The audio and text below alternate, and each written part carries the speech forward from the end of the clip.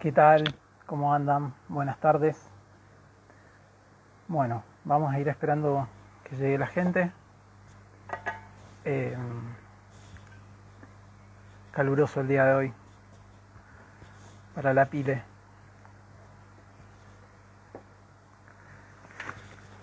Bueno, hoy tenemos un vivo bastante lindo. La idea es poder compartir eh, con una con una chica bastante especial, ¿sí? Creadora de un proyecto educativo. Así que vamos a estar charlando con ella, vamos a ver qué es lo que propone, cómo se enlaza también con las 5 leyes, que es también el propósito, ¿no? De ir encontrando alternativas y de ir encontrando formas también más orgánicas. Ahí se sigue uniendo la gente. Vamos a esperar unos minutitos más.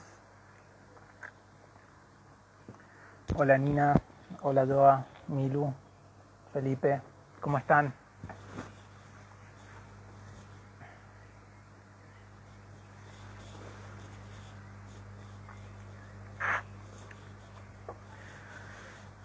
Ahí siguen llegando. Estábamos haciendo una pequeña presentación. Ahora vamos a arrancar. Hablaba de la necesidad de encontrar eh, alternativas más orgánicas, ¿sí? Alternativas que permitan el desarrollo y que permitan la potencia en realidad que ya traemos dentro, ¿sí? Vamos a esperar a ver que ahí Ani nos pida la invitación, a ver si la podemos invitar.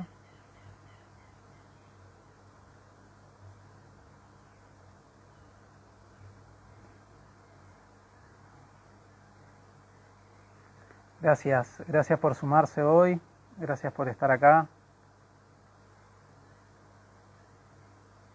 A ver.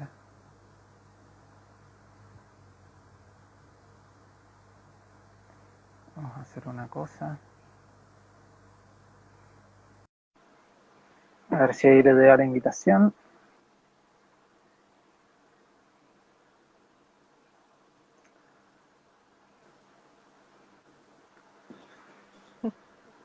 Buenas, Hola Ani, ¿cómo estás?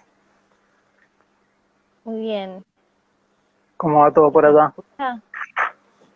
Sí, yo te escucho, no sé la gente.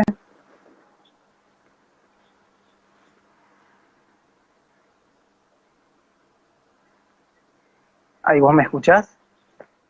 Perfecto. Bien, buenísimo. Bueno, estaba haciendo una pequeña introducción. Estábamos, les comentaba a la gente de la necesidad, ¿no? De poder encontrar formas y posibilidades más orgánicas a un montón de alternativas, ¿no? Cuando uno empieza a meterse en el paradigma de las 5 leyes, de alguna manera un montón de cosas o de estanterías empiezan a caer, un montón de ideas empiezan a tambalear y por ahí nos quedamos en esta primera fase, ¿no? En donde de alguna manera aparecen más frustraciones que, no sé, que enamoramientos con el paradigma y con todo lo que nos rodea. Y, y está buenísimo saber de que hay gente que viene trabajando, que se viene encargando en distintas áreas y que se pueden encontrar formas, eso, mucho más orgánicas, se me viene esa palabra, mucho más amorosas de poder acompañar sobre todo a los niños, a las niñas, que después de todos estos tiempos, estos últimos 2 años, creo que las necesidades, las crisis y todo lo que estuvimos viviendo han servido como para generar un salto, ¿no? Como una fuerte crisis que ha permitido también que la gente mire hacia otros lugares. Así que cuando nos contactamos y empezamos a charlar, se abrieron un montón de oportunidades y un montón de cosas que está buenísimo que la gente también lo conozca. Sí, ella la presento, es Anabela, creadora de La Vida como Escuela.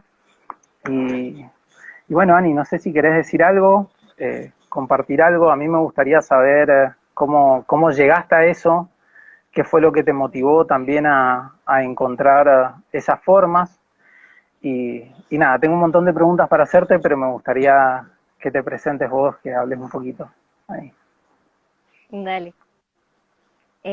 ¿Cómo llego a la vida como escuela? Voy a responder primero eso. Em, Siempre me interesó la educación. Mi camino arrancó en la UBA, estudiando filosofía. Más bueno, primero fue una gran idealización de todo lo que iba a ser ese momento. Estando ahí, no era lo que esperaba. Entonces seguí un camino autodidacta, donde yo por mi cuenta empecé a estudiar todo lo que me iba apasionando, siguiendo mi curiosidad, ¿no? Lo que de adentro me estaba llamando a ver, por acá. Bueno, así llego a la educación viva, que justamente eso es lo que se acompaña en los niños, ¿no? A que sigamos conectados con qué es lo que nos apasiona, qué es em, lo que deseamos, a lo que le queremos dar cauce. Obvio, para eso, los que somos acompañantes nos tenemos que ir sacando un montón de capas, como decías, ¿no? Es otro paradigma totalmente distinto. eh, el rol que tiene ahí, el que conocemos como maestro docente, que dentro de la educación viva se llama acompañante, porque lo que hacemos es acompañar ese proceso y ese despliegue de la vitalidad en los niños. Y acompañamos todo, ¿no? Porque, a ver, yo quiero seguir, mi vitalidad me está llevando hacia un camino, más en ese camino van a haber un montón de conflictos, entre comillas, o desafíos que también son situaciones de aprendizaje, como puede ser una frustración, como puede ser esto que me pasó a mí, una idealización de lo que quería y después en el camino ver que, ay no, no era tan por acá. Entonces acompañamos en realidad a todas las áreas del ser humano, ¿no? Para poder integrarlas. Es lo que no pasa con la educación que conocemos, ¿no? Que hay una sobreestimulación mental y no se acompaña nada, por ejemplo, en las emociones Ujú. en los niños, o qué es lo que quieren, qué es lo que desean, mismo también en sus ritmos, o en qué Sabes proceso están. Sí. no, que ahora que decías eso, se me venía como esta percepción o esta sensación que hay como, bueno, pero que entonces se lo deja a que el niño siga sus propias necesidades o que pueda caminar sus propios deseos, ¿no? Es como un niño, no puede desear o no puede necesitar algo más allá de lo que en la escuela se le va a dar. Y pensaba esto de lo que van aprendiendo, ¿no? Y esto que decías que en la vida se van presentando muchos desafíos porque en las 5 leyes tratamos siempre de enseñar que la idea no es dejar de tener conflictos. Eso es imposible. Pero en realidad lo que hay que generar son herramientas para aprender a afrontar esos conflictos. Entonces por ahí un niño en una escuela convencional está todo el tiempo aprendiendo contenidos teóricos que de alguna manera en algún aspecto sirven, pero en otro aspecto nos encarcelan un montón, pero además llegamos a adultos, adultas, sin la capacidad de regular en realidad nuestras emociones. Y es como, bueno, sé la fecha en la que murió tal personaje importante para la historia argentina, pero a la hora de atravesar un dolor, no sé cómo hacerlo, ¿no? Sí, sí, es como, es transformar la mente nuestra, ¿no? Como en realidad es escolarizarnos un poco de todo lo que nos contaron de cómo es la vida, básicamente, porque termina siendo eso, cómo es que funcionamos. Por eso después creo la vida como escuela, ¿no? Ya llevando a una mirada más amplia de que todas nuestras experiencias, la vida es nuestra gran maestra, y es una actitud, siento, la que tenemos que transformar con la infancia. transformar la mirada que tenemos. Y, y en la vida como escuela, ¿cómo abordan el proceso de enseñanza, de aprendizaje? ¿Cómo integran a los niños? ¿Cómo es ese proceso? La vida como escuela tiene varias ramas, ¿no? Por un lado es el trabajo con los adultos, que son tanto acompañantes o familias que quieren llevar también la educación viva a sus casas, porque no es, o sea, vos podés vivir la educación viva sin necesidad de ir a un espacio de educación viva, ¿no? Porque es una manera de vincularnos realmente, eso, más que una pedagogía. Entonces podés tomar, digamos, eh, el esqueleto de, de lo que es la educación viva y hacerlo en tu casa, que básicamente es contemplar las necesidades de los niños, sus etapas de desarrollo y tener mucho respeto por eh, sus deseos. A mí me gusta traer mucho como la metáfora de la semilla, ¿no? Que la semilla adentro tiene todo lo que necesita para esperarse, no tiene el potencial. Después, los adultos eh, podemos ser una tierra fértil para esa semilla o podemos ser una tierra capaz más seca, como ahí está la importancia del ambiente que propiciamos a esa semilla. Entonces, eso es para mí la educación, como poder ver ese potencial en un otro y acompañarlo brindándole herramientas. Lo decís y da vértigo, ¿viste? Como quienes, Sí, y o es por lo un, menos mm, sí, sí, es un viaje, sí, es un viaje tal cual, porque de alguna manera se tiene la sensación de que no se controla, ¿no? Como ya un niño fuera de control, que en realidad lo que termina pasando en las escuelas normales o convencionales, por llamarlo de alguna manera, en la que nada, están tan aburridos los niños.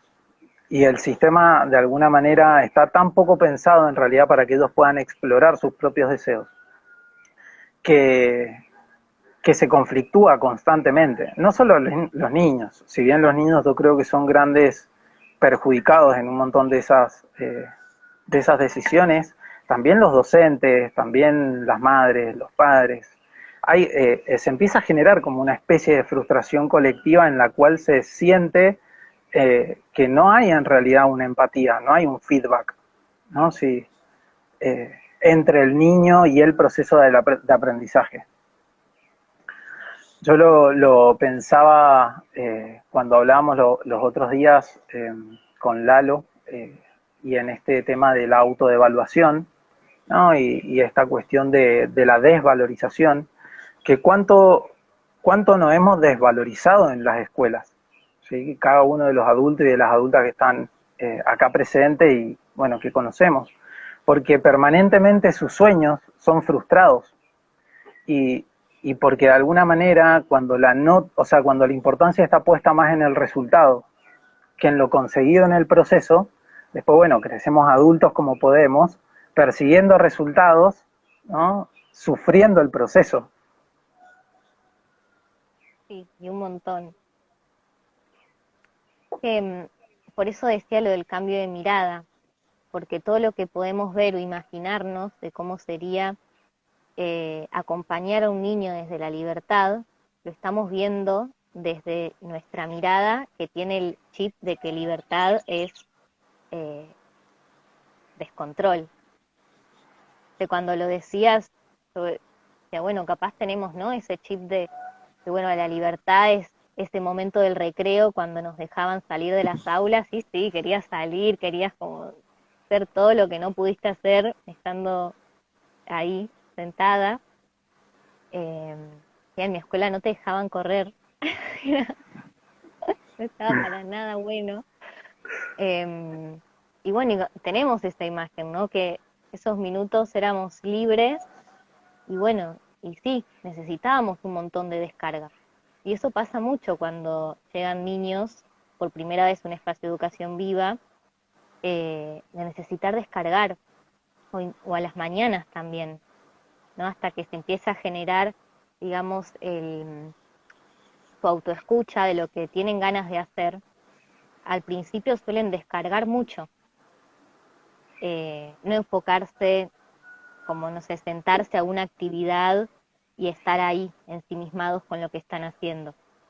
Ya primero necesitan estar un rato corriendo o hasta incluso generar conflictos entre sus compañeros, ¿no? Porque ahí también en esos momentos descargamos.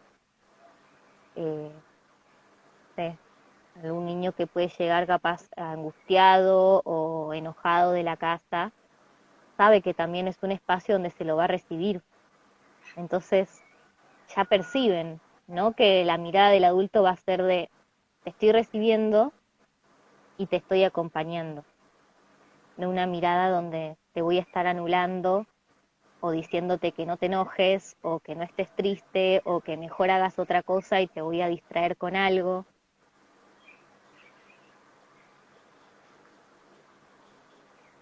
Pasan muchas cosas en una mañana. Es que en realidad la importancia del niño está en la exploración, ¿no? Y en el vínculo. Y en esas dos cosas yo lo veo como guiado desde su propio deseo, es donde surgen en realidad los verdaderos desafíos para ellos o para ellas. Como que de alguna forma es en esa vinculación más espontánea donde ellos aprenden y no en esta cuestión tan monótona de repetir una tabla. Si bien la aprendemos, porque la terminamos aprendiendo, pues si no hay castigo, que también se empieza a generar un vínculo ahí entre el premio y el castigo, y también lo empezamos a llevar a todos los ámbitos de nuestras vidas. Eh, pero digo, como esta relación que se da entre los niños, cuando permiten que sea mucho más espontánea, también les da a ellos la posibilidad de aprender cosas mucho más profundas que el contenido que se está dando o la experiencia que se está compartiendo, ¿no?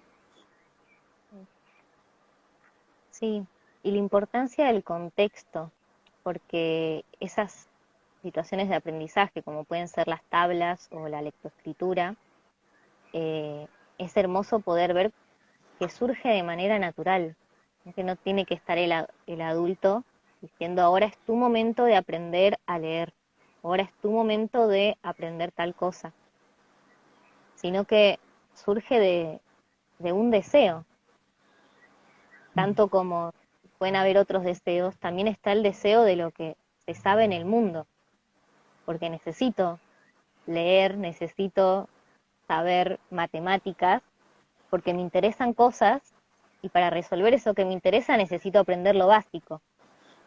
No capaz quiero leer, no sé, un libro que me re gusta y bueno, toca aprender a leer ese libro. O quiero pagar, eh, no sé, me quiero comprar un juguete, que esto les pasa mucho, ¿no? Y querer ellos ir con su plata del ahorro y bueno, tienen que contar ahí los billetes, ¿no?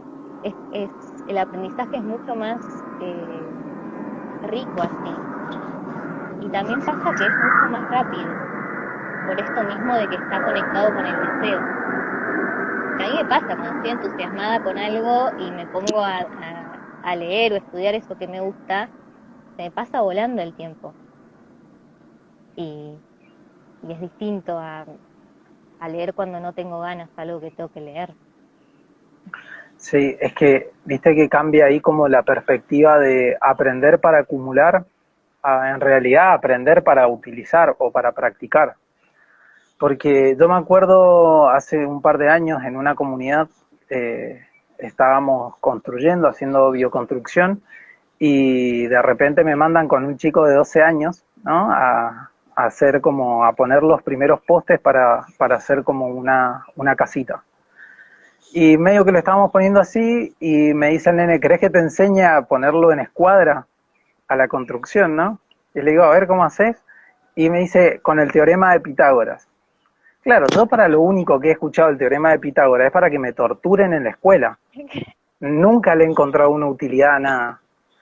Y el pibe hizo la escuadra, sacó el teorema de Pitágoras, salió la construcción, se pudo utilizar y fue como muy importante ese momento para mí, en realidad, como cuando te hace el clic de que las cosas en realidad muchas veces no necesitan ser tantas, o tanto conocimiento teórico, o tanta información, sino en realidad aprender a aplicar lo que tenemos. Y creo que parte de lo que sucede en la escuela es una falta de enseñanza a la propia práctica, ¿no? A la propia resolución de los problemas. Como bueno esto, ¿no? Desafíos, problemas, cosas van a pasar todos los días, van a pasar todo el tiempo. El punto es cómo los afrontás, cómo los tenés. Y bueno, nada, desde ahí aprendí el teorema de Pitágoras, ahora lo sé, entiendo para qué sirve y me lo enseñó un niño de 12 años, ¿no? En el medio de una construcción. Entonces, eso me quedó ahí grabado. Sí, cuánto que ya nos olvidamos, ¿no? De lo que aprendimos en la escuela. Yo no me acuerdo mucho. O sea, me acuerdo más que nada lo que me llamó la atención, lo que me interesó. Eh, También mucho ya está incorporado. O sea, yo me di cuenta que ya lo sé. Pero hay muchos contenidos. Que esto, yo todavía me acuerdo, una vez un profesor de matemática le pregunté, ¿y esto para qué me va a servir? O ¿qué hago con esto? Y solo me respondió, te va a servir en un futuro. Es- Bueno, no dijo más nada. Y en ese momento no, eso, bueno, repito, sigo repitiendo esto que me están diciendo que tengo que hacer.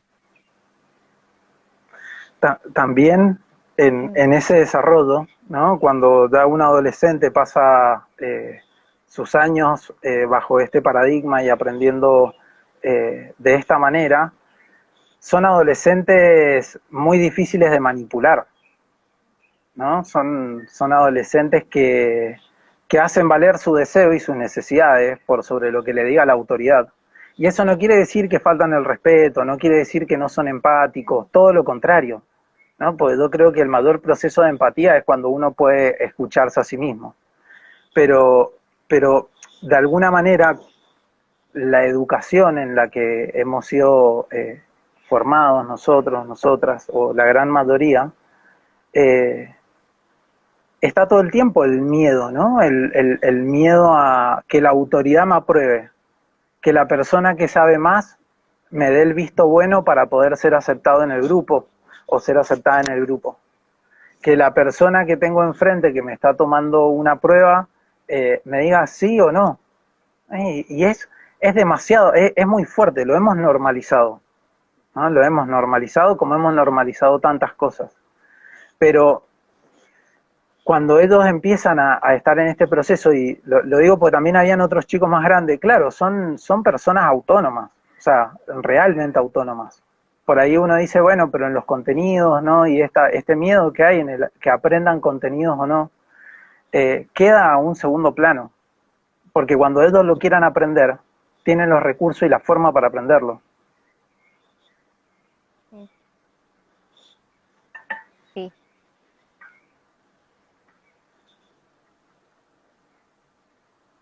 Estoy leyendo ahí lo que tenemos están que cambiar el escribiendo. chip. Sí, estamos en esa. Qué liberador también para un docente este paradigma. Ani, ¿cómo ves el proceso? Vos formás gente para que acompañe, ¿cierto? Te quería preguntar respecto a eso porque dicen ahí como qué liberador para el docente o para el acompañante. Ahora, yo creo que los primeros tiempos debe ser como un poquito aterrador, ¿no? Cuando se empiezan a caer un montón de máscaras o de paradigmas antiguos. Sí. Em, pero a la vez que se cae, ¿no? Lo viejo, a la vez estamos viendo lo que es en verdad. Esto que te decía, ¿no? De cómo funciona la vida. eh, es como que te estoy hablando dentro del ámbito de la formación o de los espacios que creo para adultos, como queda tan evidente, la verdad, como a todos nos hace sentido, se cae más rápido de lo que no es. Más cuando vemos lo que pasa, ¿no? Cuando lo empezamos a llevar a nuestras casas, quienes somos madres, o empezamos a verlo en las aulas para quienes son docentes, ahí ya está, ahí ya vemos que sí, que va por acá. Cuesta miedo, yo siempre digo eso, cuesta miedos, más del otro lado está la vida y ahí vuelvo a algo que quería sumar a lo que estabas diciendo de cómo integramos esto de los premios y castigos o el rendir para el otro. Porque por un lado está, digamos, la enseñanza de contenidos, pero después estamos enseñando un montón de cosas todo el tiempo. Y, y la manera de relacionarnos, de vincularnos, eh, nos opera después a todos cuando crecemos esto, ¿no? Bueno, hay un docente enfrente mío que me muestra el mundo, me dice cómo son las cosas, donde en pocos lugares hay espacios para yo opinar o confrontar quizás ese argumento del otro, porque también está visto eso como una falta de respeto o depende, ¿no? La escuela, porque también hay distintas escuelas. Eh, entonces ya eso entra en nuestro psiquismo a modo de, bueno, le rindo al otro o estoy esperando que el otro me apruebe. Y lo traigo un poco también a lo que me pasa a mí en este contexto del vivo, ¿no? Que veníamos conversando. Me opera a mí aún, a mi mente escolarizada, esto de, ay, ¿les gustará a las personas el vivo? Ay, ¿lo estaré haciendo bien? ¿No? Un montón de cosas que vienen de ahí, que viene de esa educación que yo tuve, donde el otro es el que me decía si yo estaba bien o no, si yo estaba equivocada, si yo era un 5, un 7, un 10. Entonces todo eso nos está operando, que, que venimos desarmando, ¿no? A través de muchas eh, terapias, formaciones, retiros, talleres, terapias, muchas. Pero bueno, viene todo de ahí, de cómo fueron nuestras relaciones, cómo fue nuestro vínculo con el aprendizaje. Vuelvo a decir, ¿no? Es la vida, porque aprendemos cosas para entender la vida, para Qué manejarnos acá. importante eso. Sí, tal cual. Ahí Maggie decía, los adultos no saben que hay que validar las emociones de los niños Uy, empiezo a porque ellos llover. mismos... Ah, sí. Bueno, si te querés mover, dale. ¿Me puedo Sigo dar hasta? voy leyendo acá. Sí, sí. Dice, porque ellos mismos no hacen validar sus emociones y deseos. Creo que ahí se genera un bucle en el castigo y del premio. Y, y bueno, es todo lo que venimos hablando, ¿no? Como qué difícil se le hace a un adulto por ahí poder entender el deseo de un niño si ese adulto ha tenido su propio deseo tanto tiempo reprimido o no se anima a jugarlo por esto que vos decís, ¿no? Aparece el qué dirán, aparece, no sé, se me ocurre la mirada de mi mamá, la mirada de mi papá, la mirada de toda la gente que ha sido una autoridad para mí, de repente diciendo, esto está bien, dale por acá. No, esto no lo validamos, quédate acá, ahí hay que mantener la moral, hay que mantener la ética, hay que mantener los códigos familiares que hemos venido respetando. Vos no podés hacer de alguna manera algo tan distinto, si no te quedás afuera del clan, ¿no? Si no, viene el exilio. Y es complejo cuando eso opera desde niños, después aprender a desarmarlo, ¿no? Es esto que vos decías, mucho trabajo interno, no porque estemos en otro lugar, sino que en realidad porque al dedicarnos a esto, o por lo menos tratar de compartir esto, te lleva a tener que hacerte cargo de un montón de cosas que van surgiendo todos los días, ¿no? Esto que vos decías, los nervios o la sensación de quién va a ver el vivo o de quién va a decir algo, Y esos pequeños actos de aprender a confrontar esos desafíos creo que es también lo que permite romper esas viejas estructuras. Sí, por eso los primeros módulos son de autoconocimiento a full, ¿no? Porque, o sea, todo lo que vamos a poder estar dando hacia afuera, inevitablemente me lo tengo que dar primero yo, porque si no, no voy a tener idea cómo es, ¿no? Si quiero acompañar a mi hijo de manera libre, bueno, tengo que ver yo cómo es el vínculo con la libertad, cómo es mi vínculo con la libertad, qué es la libertad para mí. Voy a empezar a ver ahí, bueno, se me juega, no sé, el libertinaje, se me juega el miedo al descontrol, bueno, poder hacer consciente todo eso que va a estar operando.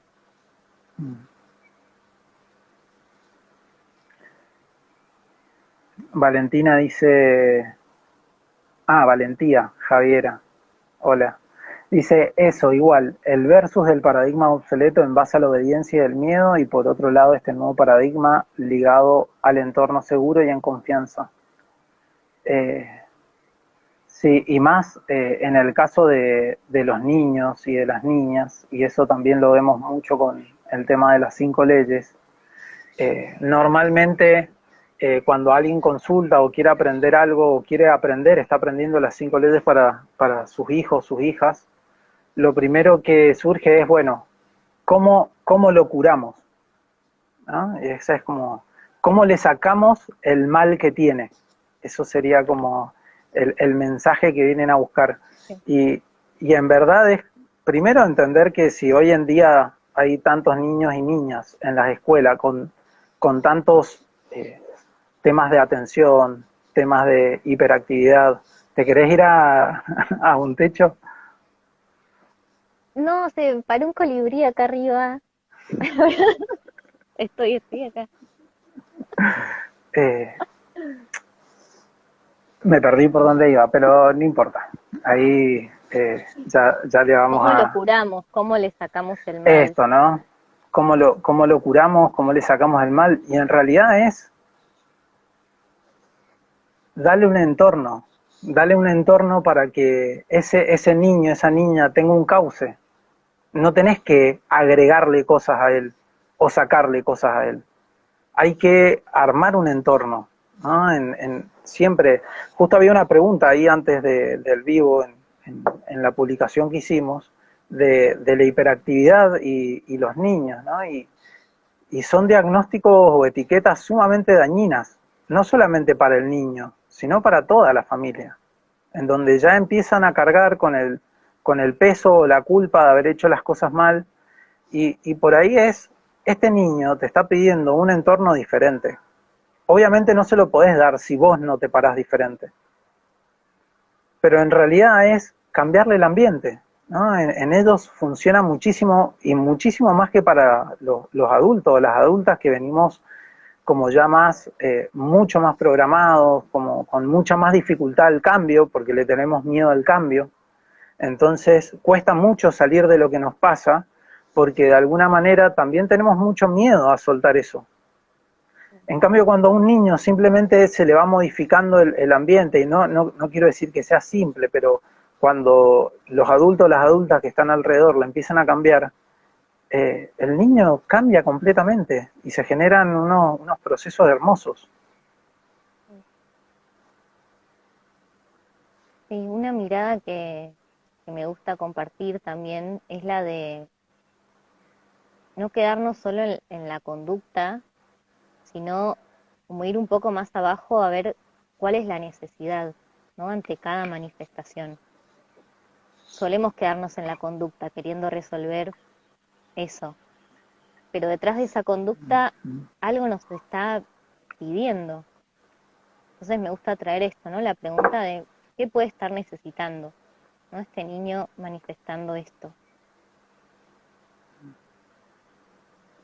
No sé si te habrá pasado a vos de que lleguen chicos no sé, con alguna etiqueta, con algún rótulo de estos, y cómo han sido por ahí los procesos que has tenido en, bueno, en tus entornos y en todo ese camino. Sí, y lo que más, donde más se acompañó fue a la familia, más que al niño. Al niño fue esto, ¿no? Brindarle un entorno donde él pueda primero expresar lo que necesitara expresar. Eh, por ejemplo, una vez vino un niño que tenía TEA, recuerdo bien,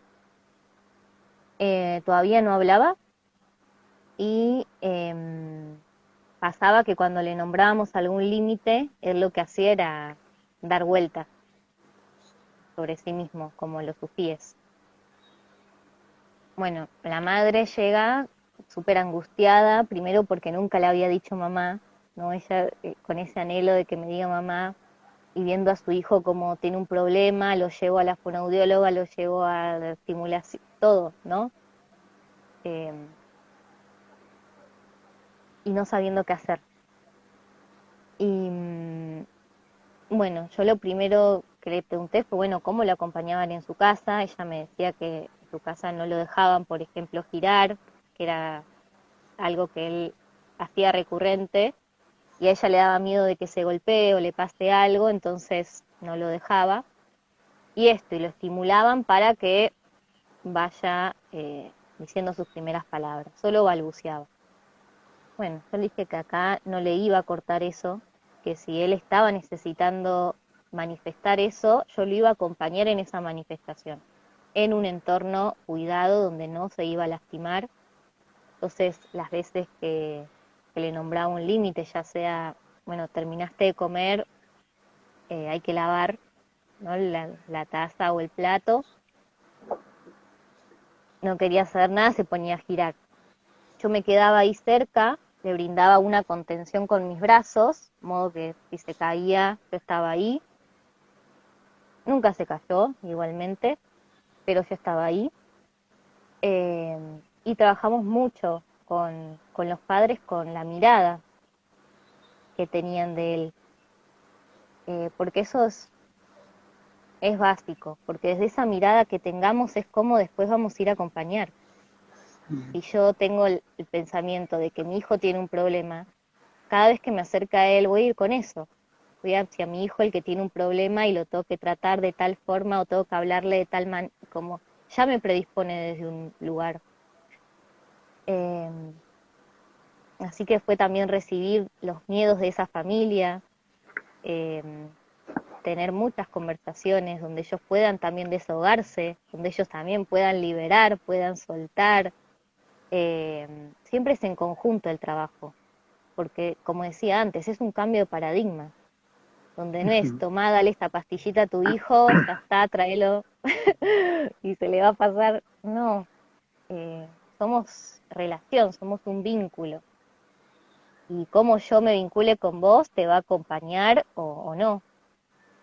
Y bueno, pasaron unos meses que él dejó de girar, dejó de manifestarse de esa manera, también empezó a hablar, y bueno, y para la familia fue ese wow, ¿no? Porque hasta que no lo ven, siempre está como la duda de, ay, estaremos haciendo bien, ay, será por acá, ay. También en ese proceso ellos habían cortado con, no me acuerdo, lo llevaban como a 3 lugares, así de estimulación, además del jardín. Yo veía que era por ahí, como que también a él apurarlo y incentivarlo a que saque algo que todavía no estaba maduro adentro, le generaba ese estrés, por decirlo de alguna forma, que después necesitaba manifestarlo a través del cuerpo. Eh, Así que eso fue como un momento muy lindo. Eh, y eso, así, ¿no? De ver realmente qué es lo que pasa cuando acompañamos lo que se está necesitando, lo que se está manifestando y no decirle que no. Un Eh, gran, hermoso desafío. sí, de miedos. Hay que trabajar Ujú. mucho ahí. Mm. Bueno, Ani, nada, me ha encantado hablar con vos. Eh, Llevamos ahí sus minutitos, también a la gente, también gracias por estar, por escucharnos. Eh, Les queríamos contar, van a haber propuestas, ideas, están surgiendo cosas, así que también dentro de pronto, en poco tiempo, les vamos a ir avisando algunas cosas, algunas otras charlas. No sé si querés contar un poquito acerca de tu formación el año que viene, cómo la estás preparando, para quién está dirigida, quién la puede tomar, quién no. Ay, sí, va a estar muy hermosa. Está dirigida, es una formación de educación viva, donde charlamos mucho sobre estos temas. Em, Está dirigida tanto para familias que, como decía antes, quieran llevar la educación viva a sus casas, para docentes, para terapeutas, para psicólogos, em, para toda persona que quiera transformar su vínculo y su mirada con las infancias. Así que no es excluyente a lo que te dediques, lo puedes llevar al área donde te desarrolles. Incluso han pasado personas que no se vinculan con la niñez, pero sí que quisieran y hacerlo de una manera amorosa, ¿no? Esto viéndonos en lo que necesitamos y acompañarnos desde un lugar vital. Así que bueno, arranca en marzo del 2023, ya están abiertas las inscripciones, así que a quien resuene súper bienvenido. Sí, súper recomendable. Bueno, gente, vamos a ir dejando hasta acá. No sé si tienen alguna pregunta, quieren consultar algo. Si no, ya podemos ir cortando. Y nos vamos a seguir encontrando, así que ya vamos a ir tocando otros temitas. Les vamos a ir avisando.